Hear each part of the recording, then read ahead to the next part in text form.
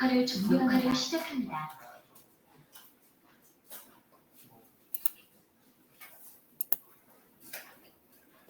자, 공유를 좀 하고 복습을 좀 하겠습니다.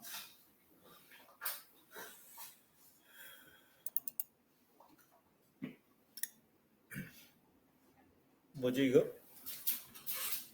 이거 뭐냐 이거? 녹화를 시작합니다.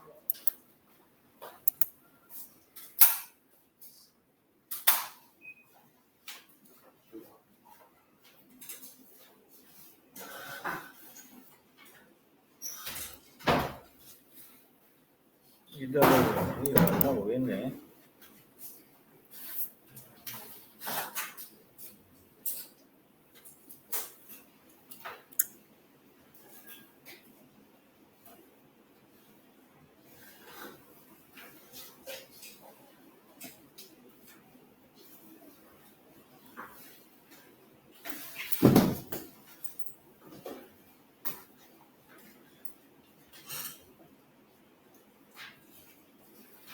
자, 원소의 주기적인 성질 세 가지 사항이 있어요. 원소의 주기적인 성질은 세 가지 사항이 있는데 그 세 가지 사항이 뭐냐면 이제 원자 반지름과 관련된 얘기죠. 원자 반지름과 관련된 얘기고 그 원자 반지름을 결정하는 아주 중요한 요소 중에 하나가 유효핵 전하가 있었어요. 유효핵 전하 EFF. 그래서 ZEFF의 주기성 같은 족에서는 어떻고 같은 주기에서는 어떻게 이 ZEFF가 변화되는가에 대한 성질이 있었고요. 그 다음에 이제 마지막으로 원소의 주기적 성질 세 번째가 이온화 에너지에 관련된 얘기였어요. 이온화 에너지. 이온화 에너지의 주기성. 같은 주기에서는 어떻고 같은 족에서는 어떻고 이러한 부분들에 대해서 살펴볼 본고로 우리가 알고 있고요. 그리고 이제 이 이온화 에너지 중에서도 이제 순차적 이온화 에너지의 그 값을 가지고 그 원자의 최각전자가 몇 개인가를 파악해낼 수가 있다. 즉, 원자과 전자수의 예측, 순차적 이온화 에너지 값을 가지고 예측을 할 수가 있다라고 얘기를 했었어요.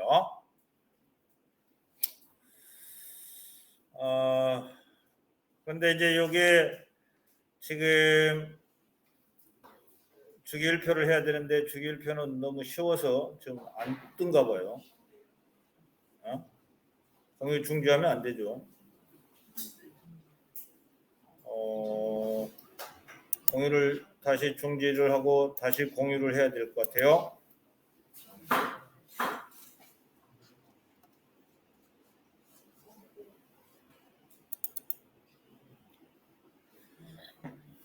자, 이 주기율표에 대한 내용이죠. 원소를 분류를 하고 오자 했다. 원소를 어떻게 분류하면 우리가 쉽게 그 원소들의 화학적 성질들을 이해할 수 있을 것인가? 원소 분류표에 관련된 얘기죠. 그래서 이제 지금 보면 이제 이 주기율표가 만들어지기까지 과정을 조사하기 했는데 여기 한 사람이 빠졌죠. 한 사람이 이제 그 라부아지에라고 하는 친구가 있어요.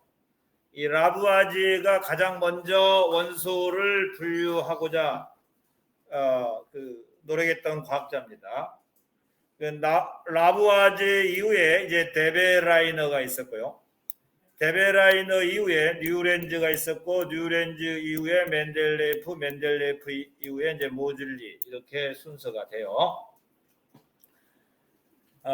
그래서 지금 보면 이제 이 데베라이너는 어떻게 원소를 분류했느냐라고 하는 것인데 이 데베라이너의 원소 분류의 과정이 이렇게 나와 있어요.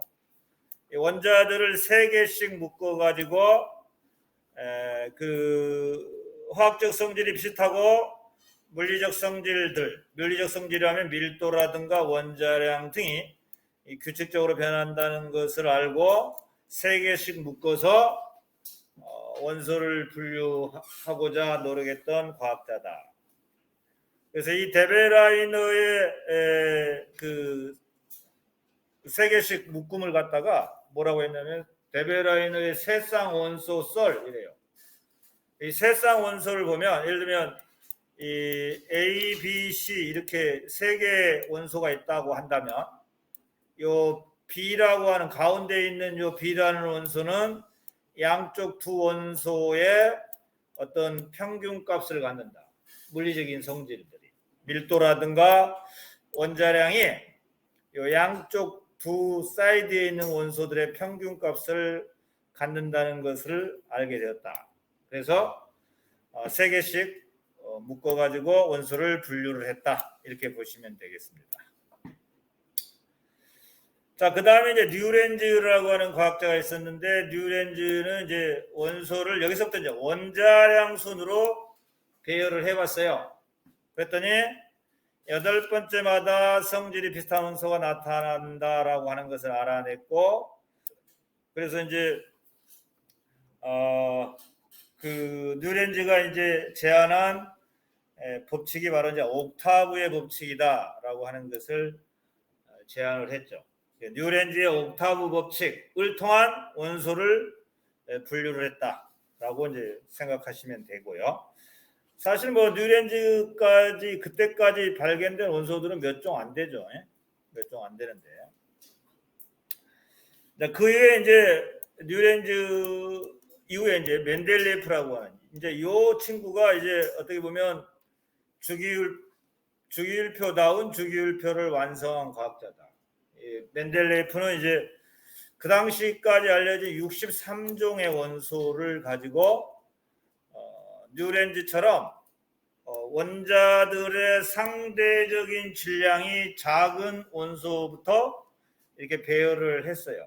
그리고 같은 화학적 성질이 비슷한 원소들을 이때부터 이제 같은 세로줄에 오도록 분류를 했죠. 이때부터.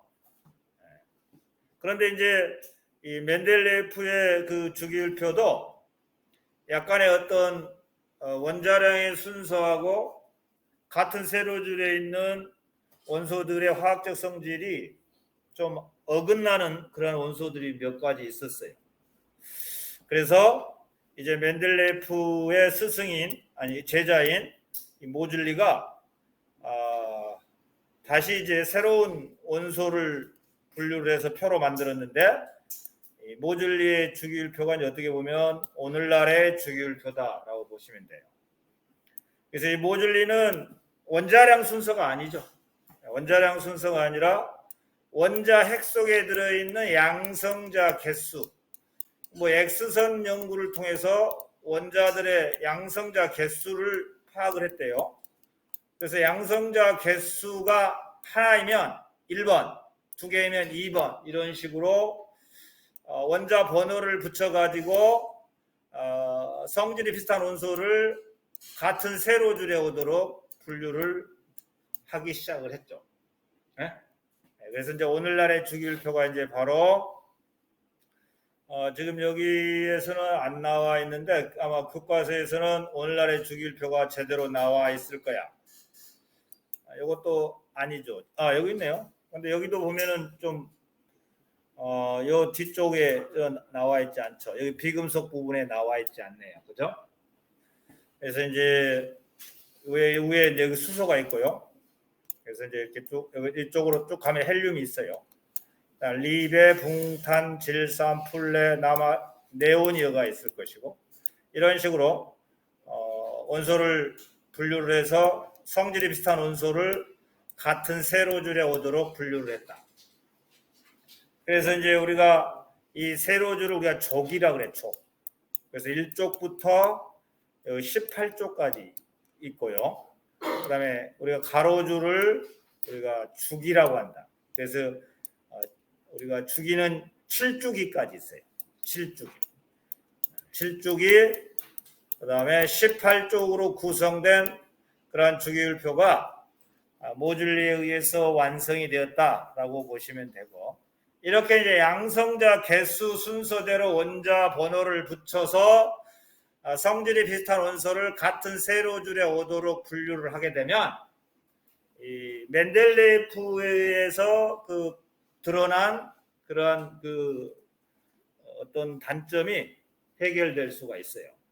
원자량 순서라든가 화학적 성질이 비슷한 원소들이 이제 딱 들어맞게 돼요. 자, 그래서 이제 이렇게 분류를 해놓은 것을 보면 이제 파악을 해보면 주로 왼쪽에는 금속으로 되어 있고, 그다음에 오른쪽 약 3분의 1 정도는 비금속 원소들로 구성이 되어 있어요. 그죠? 그리고 이제 요 사이에 뭐 란탄족, 뭐 악티늄족 이러한 원소들이 이제 이 사이에 들어가야 되는데, 지금 요 주기율표상에서 요 사이에 들어갈 원소들이 너무 많아서 밑으로 빼놨습니다. 밑으로 빼놨고요. 그래서 이제 이러한 주기율표를 딱 보고는 여기 이제 여기는 이제 그래서 이제 비금속들만 이렇게 따로 이렇게 뭐라 해야 분리를 해놨네요. 비금속들만. 그래서 이쪽에 이제 18쪽 원소들이고요. 여기 17쪽 원소들이고, 뭐 1쪽인데 여기는 이제 1쪽에서 이제 유일하게 비금속이 수소가 있어요. 그리고 14족, 그다음에 15족, 16족, 17족 있고요. 나머지 이제 준금속이라는 게 있어요. 그죠? 여기 13족, 14족, 15족, 16족에 있는 이런 애들은 이제 또 준금속, 금속에 준하는 원소들 이렇게 보시면 돼요. 그래서 이제 금속 원소와 비금속 원소 사이에 존재를 하고요.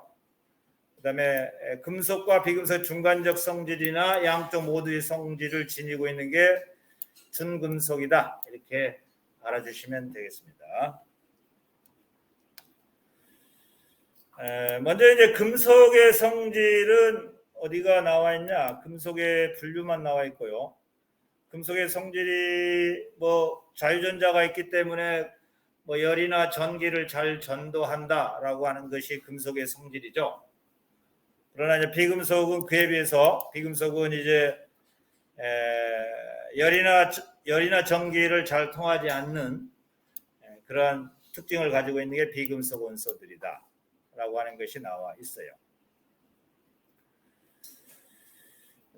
물론 이제 여기 주기율표에 대해서 여기 개념 정리에 나와 있듯이 원소를 원자 번호 순서대로요. 다시 말해서 양성자 개수 순서대로 나열을 하다가 성질이 비슷한 원소가 같은 세로줄, 아주 중요한 포인트죠. 세로줄에 오도록 배열한 표다.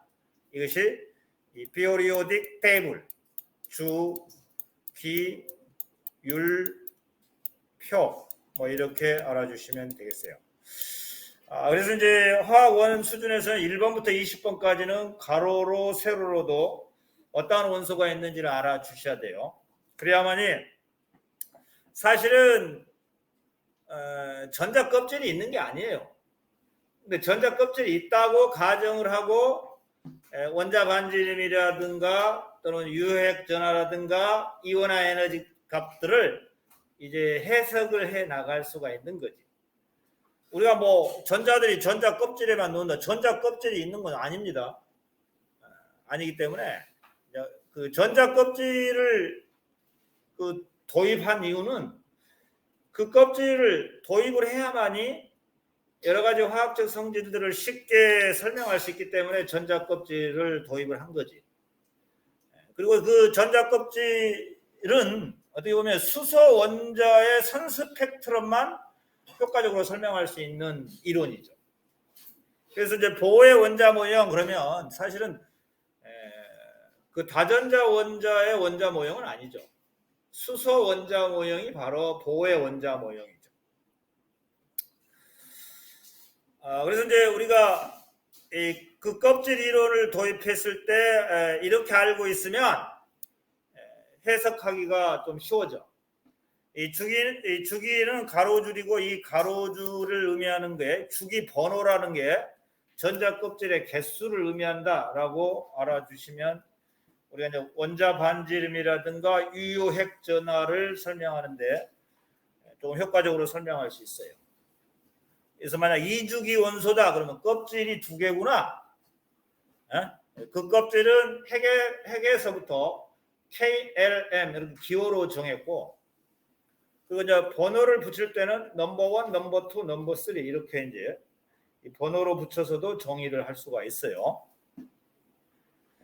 그다음에 이제 족은 이제 세로줄이죠. 같은 적 원소들은 화학적 성질이 비슷하다. 그 이유는 이제 화학적 성질을 결정하는 게 바로 원자과 전자가 화학적 성질을 결정한다고 봐도 돼요. 그래서 원자과 전자의 개수가 같은 적 원소들은 똑같아. 그래서 물론 보호의 원자 모형으로도 그것을 우리가 그려서 설명할 수도 있고요. 또 오비탈 기호를 이용해서도 같은 적 원소들의 전자 분포 상태를 파악을 해보면 그 원자과 전자의 개수가 똑같다라고 하는 것을 이해할 수가 있어. 그래서 같은 세로줄 최각 전자의 개수가 같다. 또는 원자과 전자의 개수가 같다. 이렇게 보시면 돼요. 그래서 이제 원자과 전자가 빵개인 원소는 몇 쪽이냐? 그러면 빵개니까 18쪽 이렇게 해야지. 그죠? 18쪽 원소들은 원자과 전자의 개수 빵개야. 다시 말해서 화학결합에 참여할 수 있는 전자가 빵개다. 이런 의미고, 하지만 최각 전자는 2개 아니면 8개죠. 18쪽 원소들은. 그래서 사실 원자과 전자하고 최각 전자의 그 개념은 조금은 다르지. 개념은 달라요. 그래서 원자과 전자는 화학결합에 참여하는 전자, 이게 정확한 원자과 전자의 의미고, 최각 전자는 가장 바깥 껍질에 존재하는 전자, 이게 최각 전자죠. 어떻게 보면 이 전자라고 하는 것이 원자 핵에서 딱 구속되어 있어요. 전자들이 원자 핵으로부터 구속되어 있기 때문에 정기적으로 중성을 띠고 있죠. 그런데 그 중에서 전자가 만약에 구속되지 않고 멀리 떨어져 나가버리면 그 원자는 양이온 상태가 되는 것이죠. 그러니까 어떻게 보면 원자의 반지름이라고 하는 것은 이 원자 핵의 중심에서부터 맨 마지막 구속되어 있는 맨 마지막 전자까지의 직선거리라고 이제 판단을 하시는 거죠. 자, 그래서 이제 이러한 그 주기율표의 주기와 족에 관련된 그러한 그 의미, 주기는 전자껍질 수라고 알고 계시면 되고, 족은 원자과 전자의 개수라고 알면 결국은 이제 원자 반지름의 어떤 주기성도 쉽게 설명할 수가 있다라고 하는 것이죠. 그죠? 그리고 보의 원자 모형에 의하면 수소 원자의 이온화 에너지 값도 보의 원자 모형으로 쉽게 그 실험값과 이론값을 쉽게 이해할 수가 있죠.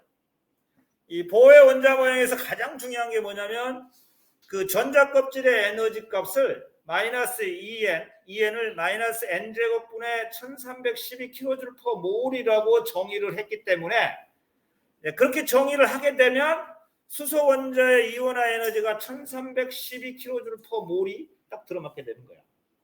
그래서 이 보의 원자 모형은 수소 원자의 이온화 에너지 값이라든가 and 수소 원자의 선 스펙트럼 계열을 효과적으로 설명할 수 있는 아주 중요한 이론이다. 그래서 아주 기본적인 그런 선 스펙트럼인 수소의 선 스펙트럼을 통해서 다전자 원자의 선 스펙트럼도 그와 같은 원리에 의해서 나타나게 될 것이다 라고 우리가 예측을 할 수 있는 것만 해도 아주 놀라운 어떤 그 학문적인 지식이라고 볼 수가 있죠. 자, 이래서 이제 주기율표에 관련된 요 중에서는 이게 아주 중요한, 이 개념적이가 중요한 거고, 여기서 이제 요 전자껍질 수, 그 다음에 원자가 전자수 꼭 개념을 알고 접근하시면 됩니다. 뭐 여기 뭐 어제 시험 본 것 중에 하나 빠진 것 중에 정말 여기서 헷갈릴 수 있는데, 그 전에 라부아제가 있었기 때문에요. 여기 순서가 약간 이제 틀린 학생이 몇 명 있더라고요. 그래서 그 하나 틀려서 99점 맞은 학생이 있어요. 누구라고 얘기는 않겠지만. 네? 아무튼 이 데베라인 이후에 라부아지에, 그 다음에 데베라이너, 룰렌즈, 멘델레프, 모즐리라고 하는 것들을 있다. 그래서 이제 이와 같이 이 화학이 발전하기까지는 무려 지금 100년도 채 안 돼요. 100년도 채 안 되는데 이렇게 놀라운 발전을 할 수가 있었다라고 보시면 되고, 별이 쏟아낸 그 원소를 가지고 수소 기체를 모아서 그 수소 기체를 이용해 가지고 수소 자동차도 만들 수 있는 상태가 되었다라고 하는 것은 정말 우리 인간들의 어떤 지적 능력이 아주 놀랍다, 대단하다라고 이제 보시면 돼요. 앞으로 이제 미래 자동차, 니네들이 타고 다닐 자동차는 전기 자동차 아니면 수소 자동차야. 이 수소 자동차들 이용해야만 이제 환경 오염, 기후 위기를 극복할 수가 있어요. 단지 수소의 어떤 단점이 있죠. 수소의 단점은 이제 그거를 잘 저장할 수 있는 그러한 압력 용기가 필요하고, 그리고 이제 그 폭발을 하게 되면 안 되잖아요, 그죠? 그러니까 이제 환기도 좀 잘 되고, 또 수소가 잘 연소가 되어서 물만 나올 수 있는 조건을 갖추는 그런 기술이 필요하지. 응? 왜냐하면 수소의 끓는 점이 굉장히 낮잖아요. 상온 25도시면 수소는 굉장히 큰 운동 에너지를 가질 수밖에 없어요. 2분의 3 kT라고 하는 굉장히 큰 운동 에너지를 갖게 되면, 에너지가 큰 그 수소 기체들이 용기에 있다면 용기가 터져버리죠. 그 용기를 잘 만들어서 연소를 잘 시켜서 자동차가 굴러다니게 하고, 환경 오염을 물만 나오기 때문에 그러한 어떤 기술적인 부분이 필요하다. 그래서 이제 우리나라에도 이러한 수소를 저장할 수 있는 수소 저장 그 어떤 탱크가 이제 대전에 있죠. 대전, 그죠? 대전 대덕 과학기술단지인가 그쪽에 있는 걸로 알고 있어요. 자, 이렇게 주기율표가 만들어진 과정까지 설명을 했어요. 자, 그러면 이제 좀 더 시간이 좀 남으니까 우리가 이제 그 원자 반지름에 관련된 또 그 내용을 가지고 정리를 마지막으로 좀 한번 해보기로 하겠습니다.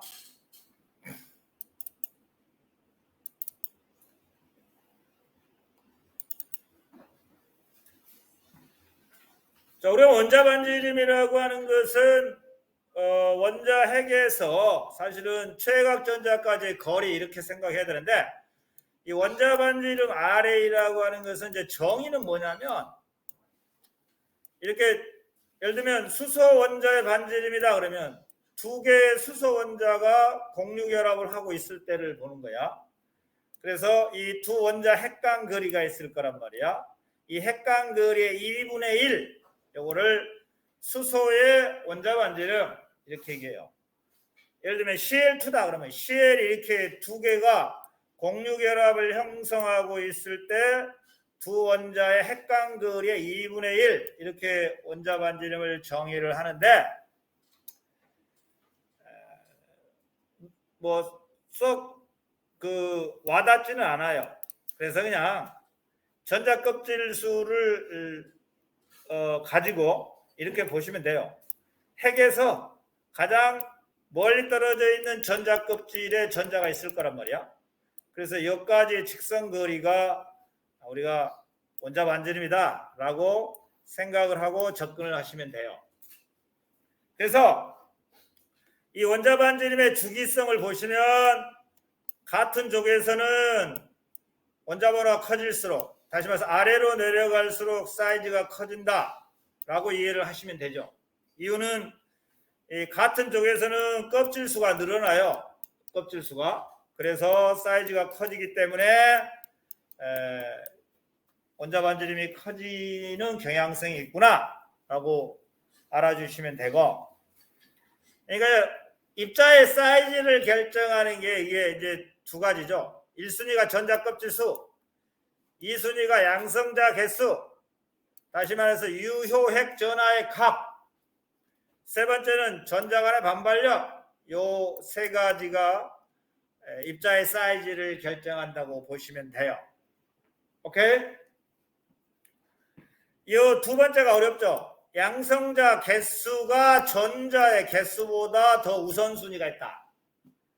그 말은 이 핵 속에 있는 양성자가 많을수록 전자들 간의 반발력보다 더 위에 있기 때문에 양성자 개수가 많으면 사이즈가 줄어들어요.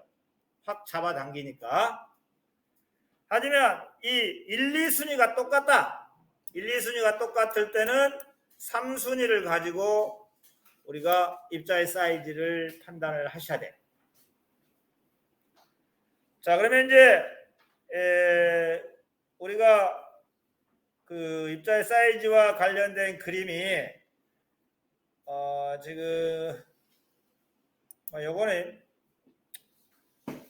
보호의 원자 모형이고요. 그죠? 여기 나와 있어요. 이렇게 입자의 사이즈. 자, 같은 쪽에서는 이렇게 아래로 갈수록 커지고 있죠. 그죠? 그 다음에 같은 주기에서는 왼쪽으로 갈수록 작아지고 있어요. 그 이유는 이 같은 주기면 전자 껍질 수는 같은데 왜 이렇게 사이즈가 줄어드냐, 오른쪽으로 갈수록 152 피코메타에서 70 피코메타까지 나오게 되느냐. 그 이유는 유효핵 전하, 전자 껍질 수는 같아요. 그런데 양성자도 늘고 전자도 늘어요. 전자도 느는데 전자보다는 양성자 개수가 우선순위가 있어서 양성자가 점점 많아진다, 전자를 강하게 잡아당긴다, 사이즈가 줄어든다 라고 해석하시면 돼요. 결국은 ZEFF, 이 ZEFF가 뭐냐면 유효핵 전하야. 유효핵 전하의 값이 클수록 사이즈는 줄어들죠. 사이즈는 줄어들어요. 유효핵 전하는 일반적으로 사실 이 가리움 상수를 이용해서 정확하게 계산을 해야 되지만 거기까지는 교육과정을 벗어나. 그래서 이 유효핵 전하의 값을 우리는 근사값으로 이렇게 계산하는 거야. 이 유효핵 전하의 값 ZEF는 양성자 개수에서 빼주기를 핵심부 전자수를 빼줘라. 양성자 개수에서 핵심부 전자, 핵심부는 원자가 전자를 제외한 안쪽에 있는 전자의 개수를 빼줘라. 그러면 그 값이 클수록 사이즈가 작아져. 오케이? 그래서 우리가 이제 리튬 리베붕탄 질산 플레를 가지고 이걸 계산해 보세요. 그러면 이렇게 유효핵 전하의 원자가 전자가 핵으로부터 받는 인력의 정도, 다시 말해서 맨 바깥에 있는 여자가 중심에 있는 임금으로부터 받는 사랑의 정도는 멀어지면 어떨까? 멀어지면 사랑도 멀어지는 거 아니냐? 거리가 멀어지면? 아닌가? 너희들 모르냐? 사랑 안 해봤구나. 나중에 해봐라. 민준아. 멀리 떨어져 있으면 너 사랑이 더 두터워지겠니? 아니면 그냥 있는 정도 없어지겠냐? 친구, 민준아, 네가 사랑하는 사람이 저 부산에 있고 또 서울 연목동에 있어. 그러면 누구한테 더 마음이 끌리겠니? 가까운 사람이요. 그렇지, 가까운 사람이 끌린단 말이야. 그지? 그래서 이제 이렇게 같은 주기에서는 유효액 전하가 커요. 원자과 전자 유효액 전하가 이렇게 커지고 있어요. 커지고 있으면 강하게 끌어당기니까 사이즈가 줄어들지. 근데 리튬이나 나트륨은 어떻게 보시면 이 ZEF 값이 똑같아요. 그런데 나트륨이 좀 더 커. 그 이유는 나트륨의 양성자 개수가 11개고 리튬은 3개밖에 안 돼. 그래서 양성자 개수가 늘어나서 이렇게 차이가 있다라고 보시면 되겠습니다. 자, 그래서 이렇게 사이즈, 자, 이렇게 오른쪽으로 갈수록 사이즈가 점점 줄어들고 있다라고 하는 모습을 지금 보여주고 있어요. 그 다음에 중요한 게 등전자 이온의 내용인데, 등전자 이온. 등전자 이온을 잘 보셔야 돼요. 근데 물론 그 전에 여기 비금속과 비금속 음이온은 사이즈가 누가 크냐? 비금속과 비금속 음이온은 N과 N3가 음이온, 사이즈가 N3가 음이온이 크죠? 이유는 이제 양성자 개수는 똑같은데 전자가 많아. 반발력이 커져. 그럼 사이즈가 커진다. 그리고 빨간색 안에 있는 요 얘네들은 그 비활성 기체의 누구와 전자 배치가 똑같은 것들일까? N3가 음이온, O2가 음이온, F-1가 음이온, 나트륨일까? 이런 것들은 누구하고 전자 배치가 똑같죠? 네온입니다. 네온. 이처럼 이러한 그 비활성 기체와 같은 전자 분포를 이루고 있는 이러한 이온들을 우리가 안정한 이온들이다 이렇게 표현을 해요. 안정한 이온, 비활성 기체와 같은 전자 배치를 이루고 있는 이온, 안정한 이온 이렇게 얘기하고, 그 다음에 금속을 한번 보실래요? 나트륨과 나트륨 양이온. 아이고, 뭐냐 이거? 오케이, 베리 굿. 자, 나트륨과 나트륨 양이온을 보면 왜 나트륨 양이온의 사이즈가 작을까? 그 이유는 사이즈가 껍질이 줄어들죠. 나트륨 양이온이. 그렇기 때문에 나트륨이 나트륨 양이온보다 사이즈가 커요.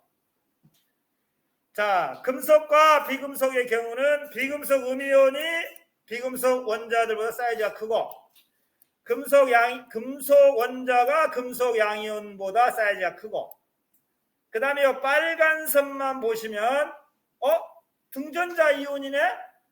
등전자 이온의 경우는 왜 알루미늄 3가 양이온이 가장 사이즈가 작으냐? 이것은 뭐 때문에 그럴까? ZEFF 값이 알루미늄 3가 가장 커. ZEFF 값이. 다시 말해서 양성자 개수가 가장 많아. 알루미늄 3가 양이온이. 전부 양성자, 장성자 7, 8, 9, 10, 11, 12개, 11, 12, 13개야. 양성자. 근데 전자는 10개, 10개, 10개, 10개, 10개, 다 10개야. 그죠?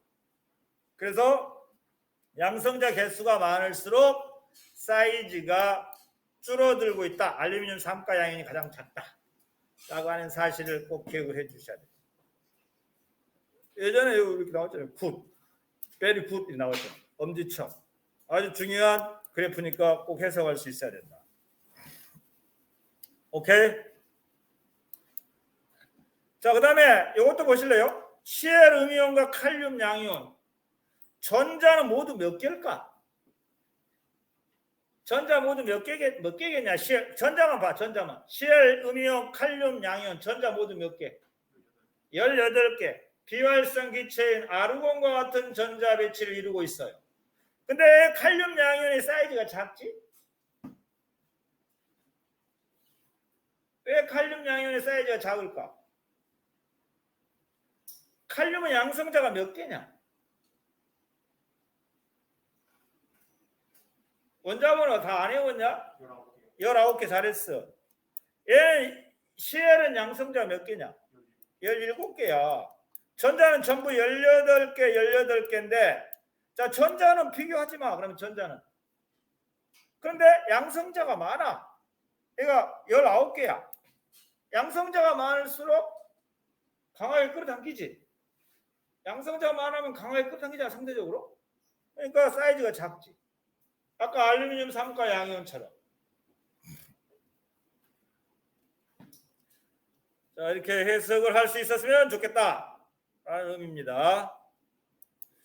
그래서 전반적으로 이제 이렇게 보시면 돼요. 자, 이제 atomic radius is indirectly related to ZEF as 뭐뭐에 대해서. 봐봐. 오른쪽으로 갈수록 뭐는 증가하죠? ZEFF가 증가하죠. 그래서 그렇기 때문에 이렇게 가면서 원자 반점이 커지죠. 그죠? 마찬가지로 위로 올라갈수록 얘가 커지요. 그러니까 아래로 내려갈수록 원자 반점이 커진다. 뭐 이렇게도 해석할 수 있고. 요거는 이제 밑에 이쪽은 전자 껍질로 해석하시면 돼. 이쪽은. 여기는 ZEF 유효핵 전하로 해석을 하시고 사이즈를 우리가 생각하시면 돼요. 오른쪽으로 가면 유효핵 전하가 커져. 아래로 내려가면 전자 껍질 수 늘어나. 오케이?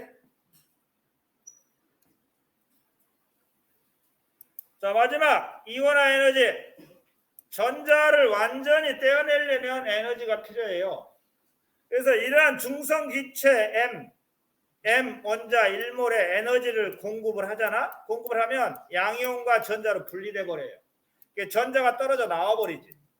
그래서 이때 이 M에게 공급한 이 에너지를 이 이온화 에너지다. 이렇게 보시면 돼요. 그러면 이온화 에너지는 이온화 에너지의 주기성이죠. 주기성. 자, 우리가 이제 같은 족에서 봐봐. 리나카 루세 보면 같은 족에서는 아래로 내려갈수록 이온화 에너지 값이 어떠니? 원자번호가 커질수록 이온화 에너지 값이 어때? 줄어들잖아. 그 이유는 같은 족에서는 전자 껍질수 늘어나면서 핵과의 거리가 멀어지고 인력이 약해져서 쉽게 떼어낼 수 있잖아요.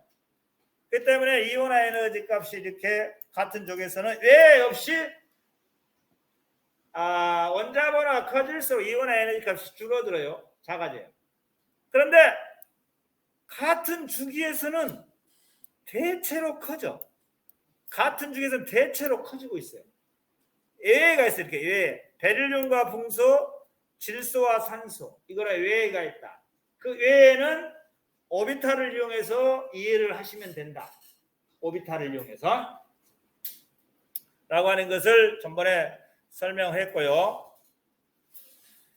자, 그러면 이제 순차적 이온화 에너지가 뭐냐?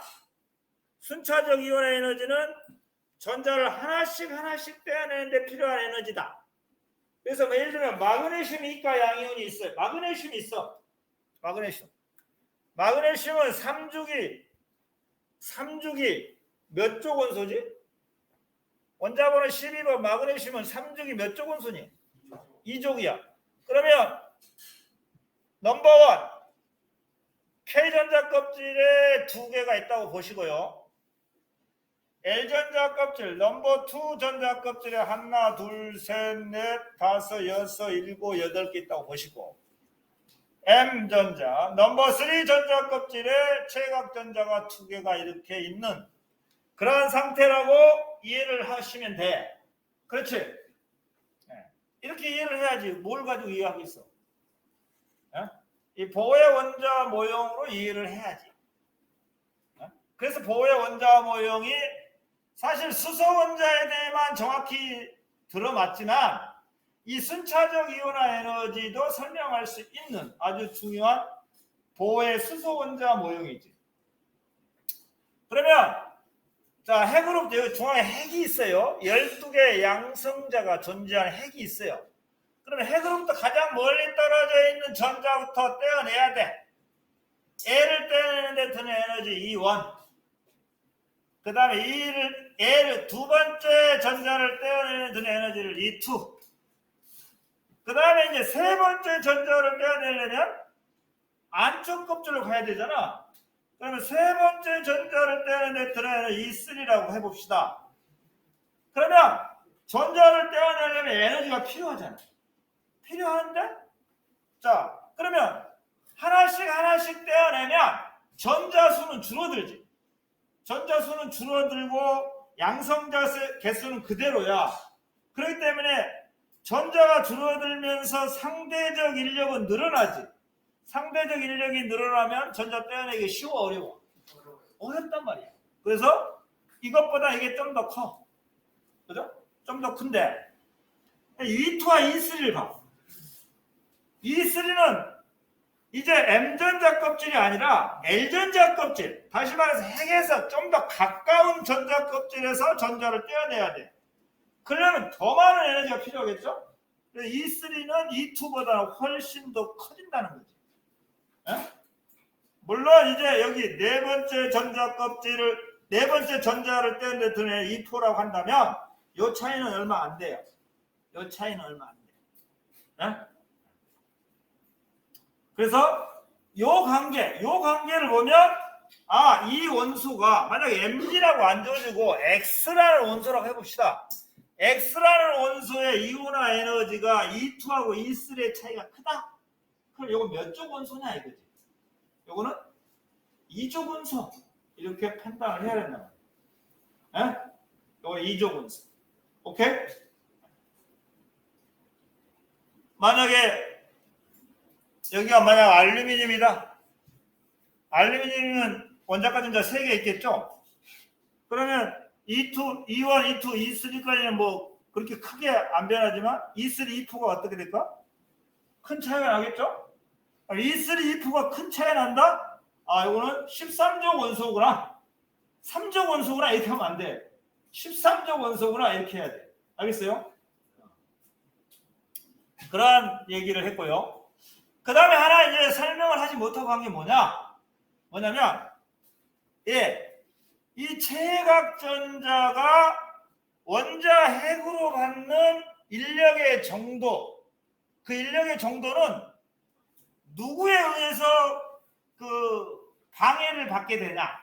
다시 말해서 가리움 효과가 나타나냐?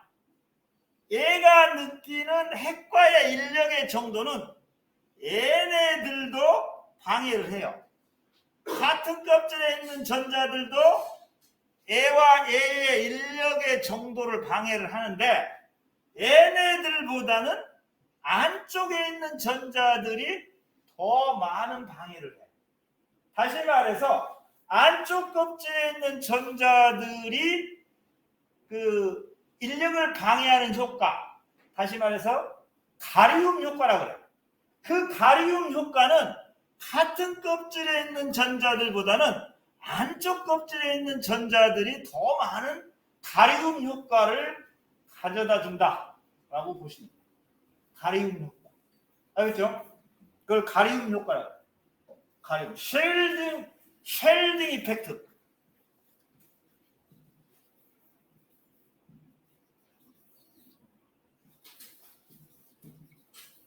이거야. 쉘딩 이펙트. 가리움 효과.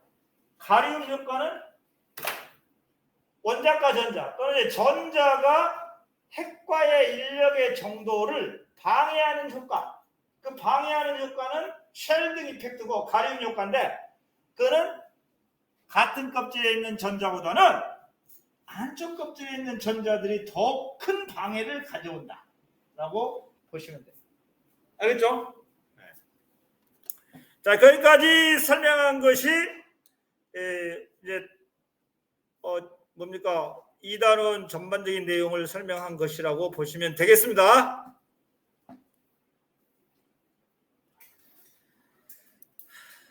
자, 이온 에너지 같은 쪽에서는 대체로 증가하고 같은 쪽에서는 외의 없이 감소한다. 원자번호 커질수록. 꼭 기억을 해 주시면 좋겠습니다. 그 다음에 질소와 산소 이온의 에너지가 역전되어 있는 현상을 우리가 오비탈로 설명했던 내용이 나와 있고요. 자, 그래서 오늘 여기까지 하고 끝내도록 할게요. 오케이?